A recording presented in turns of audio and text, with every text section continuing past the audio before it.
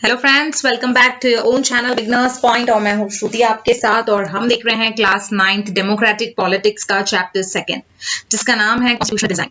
मतलब ऐसी स्ट्रक्चर या ऐसा डिजाइन किसका? कॉन्स्टिट्यूशन का। कॉन्स्टिट्यूशन क्या होता है?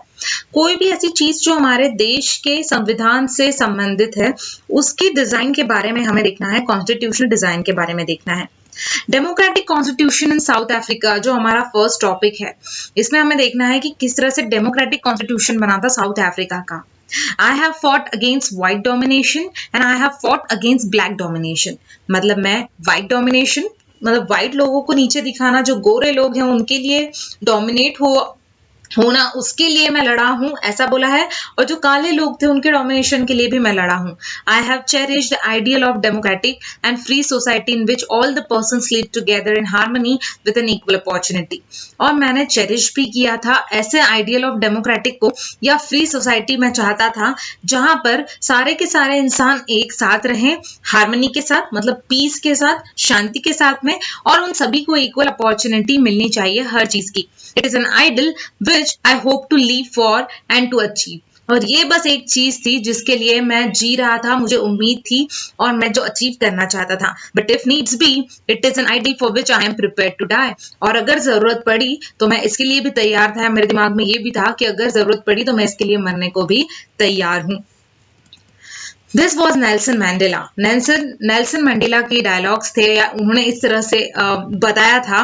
Being tried for treason by the white South African government. उन्होंने बहुत कोशिश की ट्रीजन के लिए by white South African government. मतलब साउथ अफ्रीकन गवर्नमेंट के खिलाफ में इस तरह से वो खड़े हुए थे, या उस तरह से उन्होंने इस चीज को चलाया था, या उनका कहना इस तरह से था कि मैं इसके लिए इस तरह से करूंगा। या जो गद्दारी है, जो गद्दारी थी जो हो रही थी व्हाइट साउथ अफ्रीकन गवर्नमेंट के थ्रू।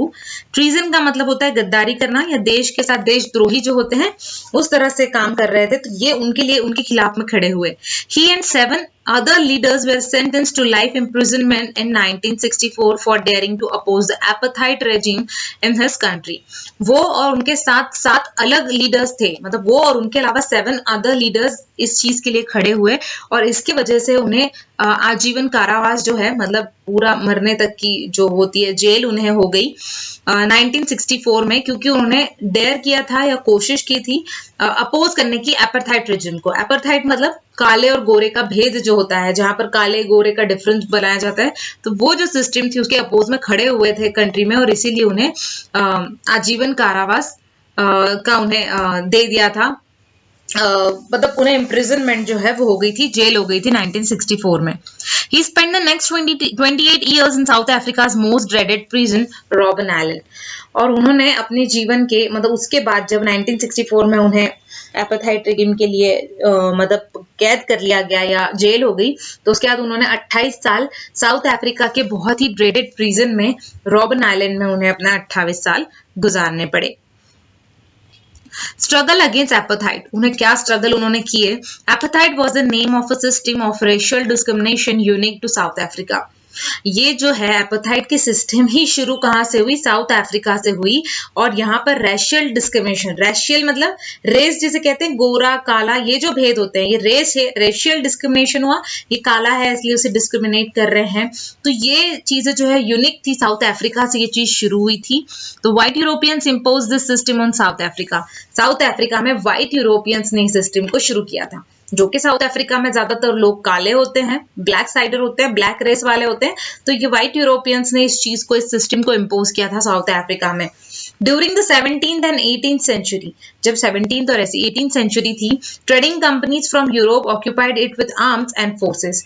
जो ट्रेडिंग कंपनीज थी यूरोप से आई हुई, जो यूरोप से ट्रेड करने के लिए जो कंपनी साउथ अफ्रीका में आई थी, उन्होंने इस चीज को वहां पर अप्लाई किया, इस चीज को इम्पोज किया वहां पर। और आर्म्स और फोर्स के साथ में बहुत ही फोर्सफुली उन्होंने इस चीज सिस्टम को वहां पर डाल दिया। In the way they occupied India, जिस तरह से उन्होंने इंडिया को ऑक्यूपाई किया था। But unlike India, a large number of whites had settle in south Africa. But जिस तरह से इंडिया में थे उस तरह से नहीं, but large number of whites जो थे वो सेटल हो गए साउथ अफ्रीका में, और वहां के लोकल रूलर्स बन गए, मतलब वहां के लोकल राज करने वाले वो लोग बन गए। The system of apartheid divide the people and label them on the basis of their skin colour. जो सिस्टम थी एपार्थाइड की, मैंने आपको पहले ही बताया था, इसमें लोग जो हैं वो दो भागों में बट गए और वो थे उनके कलर के भेद पर, मतलब उनके स्किन का कलर जो है उस बेस पर। The native people of South Africa are black in colour, जो कि हम जानते हैं कि नेटिव लोग जो हैं जो ऑलरेडी साउथ अफ्रीका से हैं वो लोग काले होते हैं कलर में। They made up about 3/4 of the population and where called blacks. और वो जो साउथ अफ्रीका में पॉपुलेशन थी वो 3/4 पॉपुलेशन जो है, मतलब 75% पॉपुलेशन ब्लैक लोगों की थी। Beside these two groups, there were people of mixed races, और ये दो ब्लैक और व्हाइट के अलावा भी मिक्स रेसेस के लोग भी थे, जो ना ब्लैक में आते हैं जो ना व्हाइट में आते हैं, जिस तरह से इंडियंस होते हैं। तो इस तरह के कुछ लोग थे who were called colored, जिन्हें कलर्ड कहा जाता था, और वो माइग्रेट किए गए थे इंडिया से। डेफिनेटली इंडियन लोग जो है ना काले होते हैं ना गोरे, तो ये कलर्ड लोग जो है जो इंडिया से माइग्रेट हुए थे, कुछ ऐसे लोग भी वहां पर थे। The white rulers treated all non-whites as inferior. जो white rulers थे, मतलब जो white लोग थे जो कहीं पे रूल कर रहे हैं, तो वो लोग दूसरे लोगों को या non-whites को inferior मानते थे। inferior मतलब जो बाहर से आए हैं या बाहर के लोग हैं, उन्हें अपने इसमें इंक्लूड नहीं करते थे। The non-whites did not have voting rights. उन्होंने ये भी कर दिया था कि जो white नहीं है, मतलब colored और black लोग जो हैं, उन्हें वोटिंग करने का राइट भी नहीं है। The apartheid system was particularly oppressive for the blacks. और ये apartheid system जो थी ये ज्यादातर अप्रेज या किसको अपोज कर रही थी, तो ब्लैक लोगों को। They were forbidden from living in white areas. उन्हें निकाल दिया गया था, उन्हें कोई भी हक नहीं था कि वो white areas में रहें। They could work in white areas if only they had a permit. और वो उसी समय या तभी रह सकते थे white areas में या white लोगों के areas में जब उन्हें permission मिली हो। Trains, buses, taxis, hotel, hospitals, schools and colleges, libraries, cinema hall, theater, beaches, swimming pool, public toilets were all separate for white and black. ये सारी चीजें जो थी ये black और white के लिए अलग अलग हो गई थी। This was called segregation, और इसे segregation नाम दिया गया। They could not even visit the churches where the whites worship. Even black लोग जो थे वो उन चर्चों में भी नहीं जा सकते थे जहां पर व्हाइट लोग जाकर वर्शिप करते थे या व्हाइट लोग जाकर प्रेयर करते थे। Blacks could not form associations and protest against the terrible treatment. Black जो थे उन्होंने ना तो कोई एसोसिएशन बनाई ना कोई लड़ाई की इसके अगेंस्ट में, इस टेरिबल जो ट्रीटमेंट हो रहा था इसके अगेंस्ट में। Since 1950 के बाद से the blacks, colored and Indians fought against the apartheid system. लेकिन 1950 के बाद से ब्लैक लोग, कलर लोग और इंडियंस जो थे, मतलब व्हाइट को छोड़ के बाकी सारे लोग जो थे वो इस एपार्थाइड सिस्टम के अगेंस्ट में खड़े हुए। They launched protest marches and strikes. उन्होंने मार्चेस और स्ट्राइक्स शुरू की। अफ्रीकन नेशनल कांग्रेस ANC जो थे वो अम्ब्रेला ऑर्गेनाइजेशन थी जो that led to struggle against the policies of segregation. जो किसके अगेंस्ट में लड़ रहे थे या स्ट्रगल कर रहे थे, तो सेग्रीगेशन की पॉलिसीज के अगेंस्ट में। This include many workers, unions and communist party. इसके अंदर बहुत सारे वर्कर, यूनियंस और कम्युनिस्ट पार्टी थे।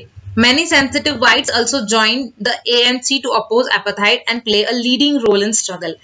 बहुत सारे जो सेंसिटिव white थे, मतलब white लोग भी जिन्हें ऐसा लगता था कि apartheid system नहीं होनी चाहिए, उन्होंने भी इस ANC को ज्वाइन किया, इस अफ्रीकन नेशनल कांग्रेस को ज्वाइन किया ताकि वो apartheid को वो अपोज कर सकें और एक लीडिंग रोल इस स्ट्रगल में प्ले कर सकें। Several countries denounced apartheid as unjust and racist. बहुत सारी अदर कंट्रीज ने भी इस चीज को बहुत ही गलत बताया था। But the white racist government continued to rule by detaining, torturing and killing thousands of black and colored people. लेकिन जो व्हाइट लोग थे, व्हाइट रेस के लोग थे, वो व्हाइट रेस वाली गवर्नमेंट जो थी उन्होंने इस चीज को नहीं माना और वो कंटिन्यू इसी तरह से रूल करते रहे, टॉर्चर करते रहे, मारते रहे बहुत सारे ब्लैक और कलर्ड पीपल को। टूवर्ड्स अ न्यू कॉन्स्टिट्यूशन, इसे हम अपने अगले वीडियो में कवर करेंगे। यहाँ तक हमारा ये चैप्टर कंप्लीट होता है। अगर आपको मेरा ये वीडियो पसंद आया है तो प्लीज मेरे चैनल को सब्सक्राइब करें और वीडियो को लाइक करना ना भूलें। Thank you so much. Thanks a lot.